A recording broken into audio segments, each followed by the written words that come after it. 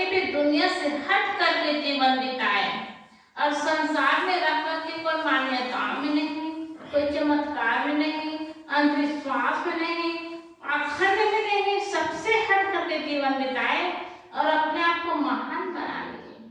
अद्भुत महापुरुष थे और ऐसे महापुरुष सतगुरु कबीर साहब के सानिध्य में, उनके ज्ञान में हम लोग का जीवन बीत रहा है।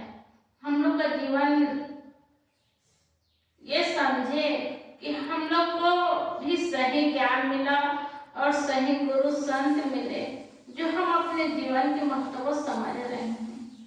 इसलिए किसी ने कहा है, वह कबीर खूब चली तेरे नाम की लकीर। पहले तो थे झुग्गी झोपड़ी में और आज बैठे बड़े बड़े महलों में। लोग घर बनाते हैं, मकान बनाते हैं, बहुत बड़ा बड़ा बनाते हैं। तो हम कबीरपंथी करके सतगुरु कबीर साहब का फोटो लगाते हैं और नाम लिखते हैं सत्य कबीर। तो सतगुरु कबीर साहब ऐसे थे, पहले झुग्गी झोपड़ी में रहते थे और आज बैठे बड़े बड़े महलों में। सतगुरु कबीर साहब एक गरीब जोलहा थे और आज बन गए कबीर पंथ के मसीहा, कबीर पंथ के देवता बन गए। सतगुरु कबीर साहब पहले प्रश्न करता थे, सबके पास, बड़े बड़े ज्ञानियों के पास जाते थे तो उनके अंदर प्रश्न भरा रहता था, वो प्रश्न ही करते थे। अब आज हो गए सबके उत्तरदाता। सतगुरु कबीर साहब के ज्ञान को लेकर के लोग चलते हैं तो किसी के मन में कोई संदेह नहीं रह जाता, अंधविश्वास नहीं रह जाता, पाखंड और अतिशयोक्तिपूर्ण बातें नहीं रह जाती। सतगुरु कबीर का ज्ञान ऐसा ज्ञान है जहाँ कोई प्रश्न ही नहीं रह जाता, वो सबके उत्तरदाता हो गए। ऐसे सतगुरु कबीर साहब का ज्ञान हम लोग को मिला। इसी ज्ञान को पाकर के बड़े बड़े महापुरुष आए और महान हो गए, जीवन मुक्त हो गए। और वो महापुरुष सतगुरु कबीर साहब को ही भगवान माने, देवता माने, क्योंकि उनके ज्ञान में चल करके अपने जीवन को महान बनाए। कबीर पंथ में कितना बड़े बड़े महापुरुष आए। सतगुरु श्री अविनाश साहब जी को हम अपने आंखों से देखे हैं। इतने महान पुरुष, इतने त्याग तपस्या से जीने वाले महापुरुष जो संसार और संसार के मायिक वस्तु पर बिल्कुल प्रभाव नहीं रहा, त्याग तपस्या का जीवन बिताए और अपने जीवन को महान बना लिए और बहुतों के गुरु हो गए। और इसी ज्ञान को पा करके लोग ऊपर ऊपर तक सुनते हैं और भीतर से एक प्रसन्नता महसूस करते हैं कि सतगुरु कबीर साहब के ज्ञान को पाए हैं। लोगों को अपना ज्ञान बखारते रहते हैं। ऐसे भी व्यक्ति हैं, कई व्यक्ति सतगुरु कबीर साहब के ज्ञान को पाकर के कबीरपंथी कहलाते हैं। लोगों के सामने अपना ज्ञान बखारते रहते हैं और लोगों को यही बताना चाहते हैं कि हम बड़े ज्ञानी हैं। ऐसे व्यक्ति केवल बाहर से प्रशंसा ही चाहते हैं, प्रशंसा में ही खुश रहते हैं और अपने जीवन का कल्याण नहीं कर पाते। इसलिए सतगुरु कबीर साहब एक महान संत हुए।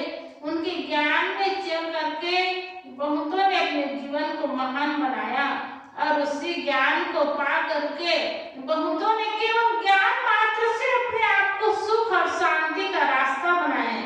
ये भी बड़ी बात है, केवल ज्ञान पा करके सुख और शांति का रास्ता बनाना। ये लोग ऐसे ही मार्ग पकड़े और सुख और शांति का अनुभव किए, लेकिन सुख और शांति केवल ज्ञान को पा करके नहीं हो सकता। हम ज्ञान को पा करके आचरण में उतारेंगे, वैसे जीवन जिएंगे, तभी जीवन सुंदर बनेगा, जीवन सुखमय बनेगा। सतगुरु कबीर साहब ने कहा है, फफा फल लागे पर दूरी चाखे सतगुरु दे न तुरी। मोक्ष रूपी फल तो बहुत दूर लगा है, कोई चाख करके दे नहीं सकते, इसलिए मेहनत करते हुए उसको प्राप्त कर सकते हैं। मोक्ष क्या है? मोह का क्षय होना, मोह का नाश होना। प्राणी पदार्थों में तो मोह ही भरा हुआ है, मोह ही समाया हुआ है। अब प्राणी पदार्थों से हट जाए तो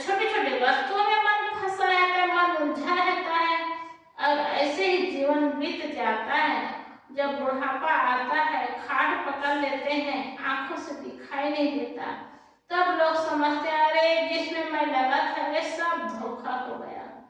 लेकिन अंत में बुढ़ापा के समय समझने के बाद शक्ति नहीं रह जाती अपने कल्याण करने के लिए, साधना करने के लिए।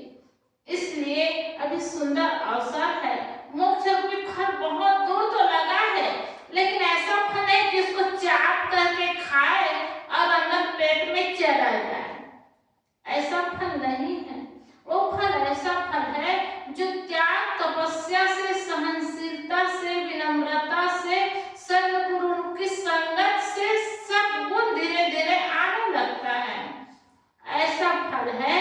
और उस फल को खाने के बाद ये फल नहीं है जो आम का फल होता है और एक केला का फल होता है, ऐसा फल नहीं है जो जीभ से मिठास आए और मीठा का स्वाद आए, ऐसा फल नहीं है।